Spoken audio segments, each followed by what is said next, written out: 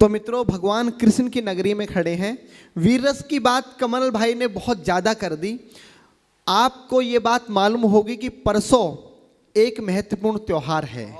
25 दिसंबर को गीता जयंती है और इस अखिल ब्रह्मांड का सबसे बड़ा ग्रंथ लिखने वाला, सबसे बड़ी कविता लिखने वाले व्यक्ति इस मथुरा की धरती पर अवतरित हुए हैं। तो आज मैं गीता की बात इस मंच के माध्यम से करना चाहता हूं। वीर रस की बातें कर दी। मैं चाहता हूं तो मेरे पास में तालियों का विस्फोट वाली इतनी कविता है कि आपकी तालियां बंद नहीं होंगी, लेकिन मथुरा की धरती पर खड़े होकर मैं अपने कर्तव्य से वंचित नहीं हो सकता। तो मैं आपको अपना सर्वश्रेष्ठ देकर जाऊंगा, जो मेरे जीवन की सर्वश्रेष्ठ कविता है। और वो YouTube पर अभी कहीं नहीं है, मैंने सारे YouTube चैनल से हटवा दी है। अगर पहली बार वो कविता डलेगी तो वो विश्वान न्यूज चैनल से डलेगी। भैया ठीक से रिकॉर्ड करवा लेना, मैं पूरे मन के साथ गीता वाली कविता को सुनूंगा। एक बार जोरदार तालियां बजाकर मुझे आदेशित करें, जितना आपका मन करेगा उतनी देर कविता पढ़ूंगा, उससे अलग नहीं करूंगा। बाबूजी आपको चरण स्पर्श करते हुए मैं कविता पाठ शुरू करता हूं। आदरणीय डॉक्टर साहब बैठे, मैंने बहुत सारे अतिथि देखे। चौधरी साहब बैठे हैं, डॉक्टर साहब बैठे हैं। अतिथि आते हैं, दीप जलाते हैं और चले जाते हैं। पहले कवि से लेके अंतिम कवि तक बैठकर कवि सम्मेलन सुनने वाले मैं पूरे जीवन में पहले अतिथि देख रहा हूं। एक बार जोरदार तालियां डॉक्टर अशोक जी के सम्मान में बजाएं। मैं दादा शुरू करता हूं। स्वागत भैया। जब भगवान श्री कृष्ण कौरवों के पास गए तो उन्होंने कहा, अगर आप आधा राज्य नहीं दे सकते तो केवल 5 ग्राम दे दीजिए। और इतना बड़ा हस्तिनापुर का साम्राज्य है, 5 गांव देना कोई बड़ी बात नहीं है। मैं 5 गांवों पर पांडवों को मना लूंगा और इस भीषण विध्वंस को दुर्योधन टाला जा सकता है। पर दुर्योधन ने भगवान श्री कृष्ण को अपमानित करके भगा दिया और बोल दिया कि ग्वाले यहां से भाग जा और उन 5 व्यक्तियों को बता देना कि बिना युद्ध के मैं सुई की नोक बराबर भी जमीन नहीं दूंगा। भगवान ने युधिष्ठिर से आके कहा कि अब तुम्हारे सामने युद्ध ही शेष है, वरना तुम्हारे पास कुछ नहीं बचता। और यहां से पंक्तियां जन्म लेती है। कुरुक्षेत्र का मैदान है, एक तरफ कौरवों की सेना है कमल, एक तरफ पांडवों की सेना है। यहां से कविता जन्म लेती है कि तलवार धनुष। मैं भी बहुत लंबे समय बाद डॉक्टर साहब ये कविता पढ़ रहा हूं। जहां आपका मन करे भैया वहां पर आपका स्नेह प्यार मुझे मिले। मैं भैया शुरू करता हूं। बहुत अच्छे भैया। कि तलवार धनुष और पैदल सैनिक कुरुक्षेत्र में खड़े हुए। एक बिंब बनाता हूं, चित्र बनाता हूं कि तलवार धनुष और पैदल सैनिक कुरुक्षेत्र में खड़े हुए। रक्त पिपासु महारथी एक दूसरे सम्मुख अड़े हुए। कई लाख सेना के सम्मुख पांडव 5 बिचारे थे। एक तरफ थे योद्धा सब, एक तरफ समय के मारे थे। महासमर की प्रतीक्षा में, महासमर की प्रतीक्षा में सारे ताक रहे थे जी। और पार्थ के रथ को स्वयं केशव हाँक रहे थे जी। बहुत बस इतना आपका प्रेम मिलेगा तो मेरा काम चल जाएगा, क्योंकि जो बड़ी कविता होती है वो तालियों की मोहताज नहीं होती। कि और पार्थ के रथ को स्वयं केशव हाँक रहे थे जी। रणभूमि के सभी नजारे देखने में कुछ खास लगे। माधव ने अर्जुन को देखा, अर्जुन उन्हें उदास लगे। कुरुक्षेत्र का महासमर एक पल में तभी सजा डाला। 5 जन्य उठा कृष्ण ने मुख से लगा बजा डाला। हुआ शंखनाद जैसे ही सबका गर्जन शुरू हुआ। रक्त बिखरना हुआ शुरू और सबका मर्दन शुरू हुआ। कहा कृष्ण ने उठ पार्थ, कहा कृष्ण ने उठ पार्थ और एक आंख को मीच जरा। गांडी पर रख बाणों को, प्रत्यंचा को खींच जरा। और आज दिखा दे रणभूमि में, आज दिखा दे रणभूमि में योद्धा की तासीर। यहाँ इस धरती पर कोई नहीं अर्जुन के जैसा वीर। यहाँ इस धरती पर कोई नहीं अर्जुन के जैसा वीर। यहाँ सुनी बात माधव की तो अर्जुन का चेहरा उतर गया। सुनी बात माधव की तो अर्जुन का चेहरा उतर गया। एक धनुर्धारी की विद्या मानो चूहा उतर गया। बोले पार्थ सुनो कान्हा, बोले पार्थ सुनो कान्हा, जितने ये सम्मुख खड़े हुए हैं हम तो इनसे सीख सीख कर सारे भाई बड़े हुए हैं। इधर खड़े बाबा भीष्म ने मुझको गोद खिलाया है। गुरु द्रोण ने धनुष बाण का सारा ज्ञान सिखाया है। सभी भाई पर प्यार लुटाया कुंती मात हमारी ने, कमी कोई नहीं छोड़ी थी प्रभु माता गांधारी ने। ये जितने गुरुजन खड़े हुए हैं सभी पूजने लायक हैं। माना दुर्योधन दुशासन थोड़े से नालायक हैं। मैं अपराध क्षमा करता हूं, अरे मैं अपराध क्षमा करता हूं। बेशक हम ही छोटे हैं, ये जैसे भी हैं, आखिर माधव सब ताऊ के बेटे हैं। बहुत बहुत आभार कि जैसे भी हैं। बहुत बढ़िया डॉक्टर साहब कि जैसे भी हैं आखिर माधव सब ताऊ के बेटे हैं और छोटे से भूभाग की खातिर हिंसक नहीं बनूंगा मैं। इंद्रप्रस्थ के इतने बड़े राज्य को एक धर्म से भटका हुआ योद्धा अर्जुन एक जमीन का टुकड़ा बताता है और भगवान से कहता है कि छोटे से भूभाग की खातिर हिंसक नहीं बनूंगा मैं, छोटे से भूभाग की खातिर हिंसक नहीं बनूंगा मैं, स्वर्ण ताकर अपने कुल का विध्वंसक नहीं बनूंगा मैं। अरे खून सने हाथों को होता राजभोग अधिकार नहीं, परिवार मारकर गद्दी मिले तो सिंहासन स्वीकार नहीं, परिवार मारकर गद्दी मिले तो सिंहासन स्वीकार नहीं। और रथ पर बैठ गया अर्जुन, रथ पर बैठ गया अर्जुन, मुंह माधव से मोड़ दिया, रथ पर बैठ गया अर्जुन, मुंह माधव से मोड़ दिया, आंखों में आंसू भरकर गांडीव हाथ से छोड़ दिया। बहुत जिंदाबाद दिया। आंखों में आंसू भरकर गांडीव हाथ से छोड़ दिया। गांडीव हाथ से जब छूटा माधव भी कुछ अकुलाए थे। भगवान ने सोचा कि इसने तो बेइज्जती करा दी, इससे अच्छा तो मैं शंखनाद नहीं करता, पर भगवान अपनी बेइज्जती कभी स्वीकार नहीं करते कि गांडीव हाथ से जब छूटा माधव भी कुछ अकुलाए थे। शिष्ट पार्थ पर गर्व हुआ, मन ही मन हर्षाए थे। भगवान ने सोचा इसका सब कुछ जा रहा है, लेकिन ये अब भी परिवार की बात कर रहा है, संस्कार की बात कर रहा है, तो कहीं ना कहीं मेरे संस्कार हैं कि गांडीव हाथ से जब छूटा माधव भी कुछ अकुलाए थे। शिष्य पार्थ पर गर्व हुआ, मन ही मन मुस्काए थे। मन में सोच लिया अर्जुन की बुद्धि ना सड़ने दूंगा, समर भूमि में पार्थ को कमजोर नहीं पड़ने दूंगा। धर्म बचाने की खातिर एक नव अभियान शुरू हुआ। उसके बाद जगत गुरु का गीता ज्ञान शुरू हुआ, उसके बाद जगत गुरु का गीता ज्ञान शुरू हुआ। एक नजर में एक नजर में एक नजर में एक नजर में रणभूमि के कण-कण डोल गए माधव।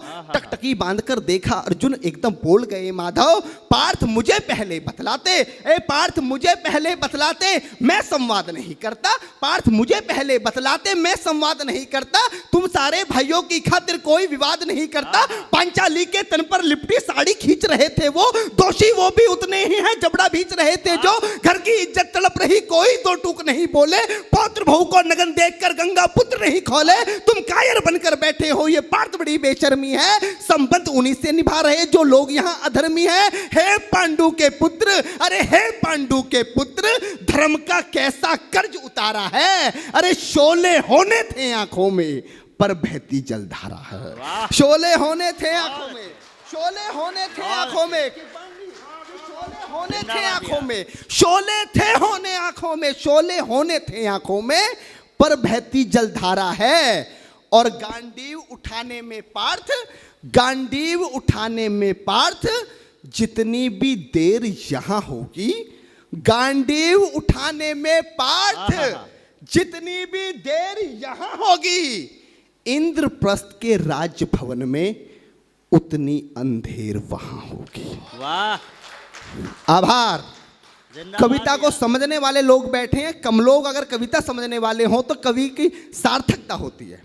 गांडीव उठाने में पार्थ जितनी देर यहां होगी, इंद्रप्रस्थ के राजभवन में उतनी अंधेर वहां होगी। इंद्रप्रस्थ के राजभवन में अधर्म धर्म की गहराई में खुद को नाप रहा अर्जुन, अधर्म धर्म की गहराई में खुद को नाप रहा अर्जुन। अश्रुधार फिर तेज हुई और थर थर कांप रहा अर्जुन। हे पार्थ मुझे बतलाओ, कुलनाशक कैसे बन जाऊं, रक्त सिंहासन लाशों पर मैं शासक कैसे बन जाऊं। कैसे उठेंगे कर उन पर जो कर पर अधर लगाते हैं। कर का मतलब होता है हाथ, अधर का मतलब होता है होठ। जो मेरे हाथों को चूमते हैं उस पर हाथ कैसे उठाऊं, कि कैसे उठेंगे कर उन पर, कैसे उठेंगे कर उन पर जो कर पर अधर लगाते हैं। करने को जिनका स्वागत ये कर भी स्वयं जुड़ जाते हैं। इन्हीं करों ने बाल काल में सबके पैर दबाए हैं, इन्हीं करों को पकड़ करों में पितामह मुस्काए हैं। अपनी बाणों की नोक जो इनकी ओर करूंगा मैं, केशव मुझको मृत्यु दे दो उससे पूर्व मरूंगा मैं। केशव मुझको मृत्यु दे दो उससे पूर्व मरूंगा मैं। बाद युद्ध के मुझे ना कुछ भी पास दिखाई देता है माधव, इस रणभूमि में बस नाश दिखाई देता है। जिंदाबाद। माधव इस रणभूमि में बस नाच दिखाई देता है। बात बहुत भावुक थी किंतु जगत गुरु मुस्काते थे और ज्ञान की गंगा निरंतर चक्रधारी बरसाते थे। जन्म मरण की यहाँ योद्धा बिल्कुल चाह नहीं करते, क्या होगा अंजाम युद्ध का ये परवाह नहीं करते। पार्थ यहाँ कुछ मत सोचो, बस कर्म में ध्यान लगाओ तुम, बाद युद्ध के क्या होगा ये मत अनुमान लगाओ तुम। इस दुनिया के रक्तपात में कोई तो थे साथ नहीं, निज जीवन का करे फैसला नर के बस की बात नहीं। तुम ना जीवन देने वाले नहीं मारने वाले हो, ना जीत तुम्हारे हाथों में तुम नहीं हारने वाले हो। ये जीवन दीपक की भांति यूं ही चलता रहता है, पवन वेग से बुझ जाता है वरना जलता रहता है। मानव वश में शेष नहीं कुछ फिर भी मानव डरता है, मानव वश में शेष नहीं कुछ फिर भी मानव डरता है। वह मरकर भी अमर हुआ जो धर्म की खातिर मरता है, वह मरकर भी अमर हुआ जो धर्म की खातिर मरता है। ना सत्ता सुख से होता है ना सम्मानों से होता है। डॉक्टर साहब अभी यहां पर शहीदों की बात की, दुनिया का सबसे बड़ा सम्मान क्या होता है? पार्थ ने गीता में अर्जुन को बताया कि ना सत्ता सुख से होता है ना सम्मानों से होता है, जीवन का सार सफल केवल बस बलिदानों से होता है। जीवन का सार सफल बेहद बस बलिदानों से होता है और देहदान योद्धा ही करते हैं। जब हमारे सेना के जवान पुलिस के जवान अपनी शहादत देते हैं तो उनको झंडे में लपेट कर लाया जाता है, ये सबसे बड़ा सम्मान है। वही पंक्तियां माधव ने कहा कि ना सत्ता सुख से होता है ना सम्मानों से होता है। मेरे जीवन की डॉक्टर साहब सर्वश्रेष्ठ पंक्तियां दे रहा हूं अपने जीवन की कि ना सत्ता सुख से होता है ना सम्मानों से होता है, जीवन का सार सफल केवल बस बलिदानों से होता है। और देहदान देहदान योद्धा ही करते हैं, देहदान योद्धा ही करते हैं, ना कोई दूजा जाता है। देहदान योद्धा ही करते हैं ना कोई दूजा जाता है। रणभूमि में वीर मरे तो शव भी पूजा जाता है।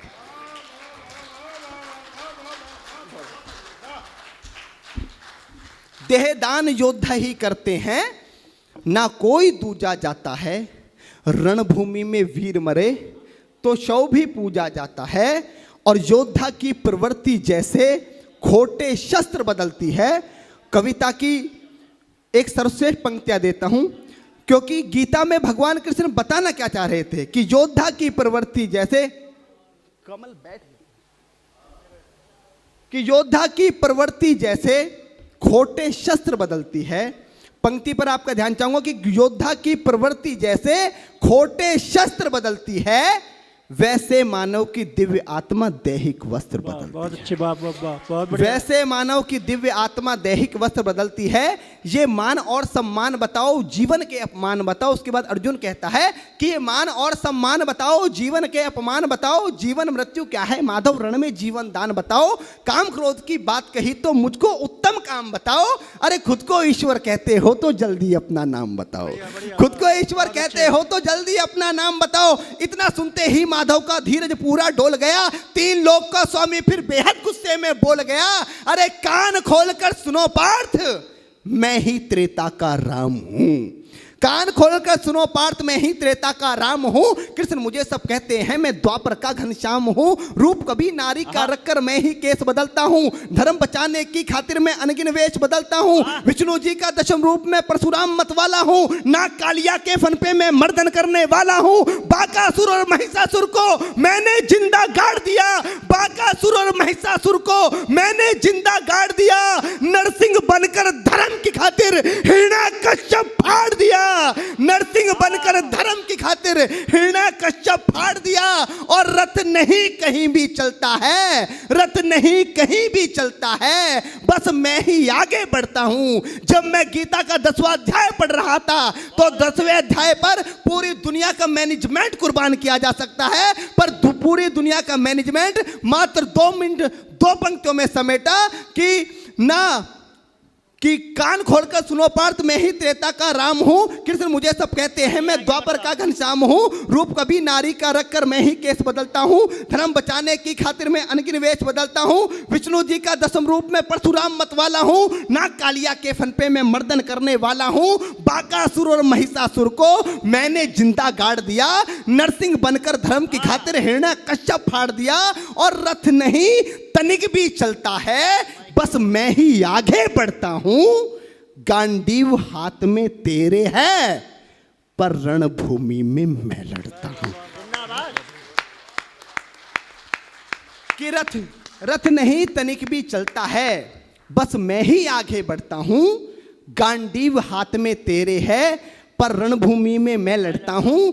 जैसे ही मेरे माधव का कद थोड़ा सा बड़ा हुआ, सहमा सहमा सा था अर्जुन एकदम रस से खड़ा हुआ। माँ गीता के ज्ञान का सीधा हृदय पर प्रहार हुआ। मृत्यु के आलिंगन हेतु फिर अर्जुन तैयार हुआ। मृत्यु के आलिंगन हेतु फिर अर्जुन तैयार हुआ कि जितने यहाँ अधर्मी हैं चुन चुन कर उन्हें सजा दूंगा। इतना रक्त बहाऊंगा धरती की प्यास बुझा दूंगा। जिधर बाण चले पार्थ के सब पीछे हट जाते थे। रणभूमि के कोने कोने लाशों से पट जाते थे। धर्मराज के शीश के ऊपर राज मुकुट की छाया थी। भगवान ने युद्ध जितवा दिया। युधिष्ठिर का राज अभिषेक हुआ। कविता की अंतिम 2 पंक्तियां कि धर्मराज के शीश के ऊपर राज मुकुट की छाया थी, पर सारी दुनिया जानती थी ये बस केशव की माया थी। कि धर्मराज के शीश के ऊपर राज मुकुट की छाया थी, पर सारी दुनिया जानती थी ये बस केशव की माया थी। और धर्म किया स्थापित जिसने, धर्म किया स्थापित जिसने, दाता दया निधान की जय। हाथ उठाकर सारे बोलो चक्रधारी भगवान की जय। जिंदाबाद। वाह वाह वाह।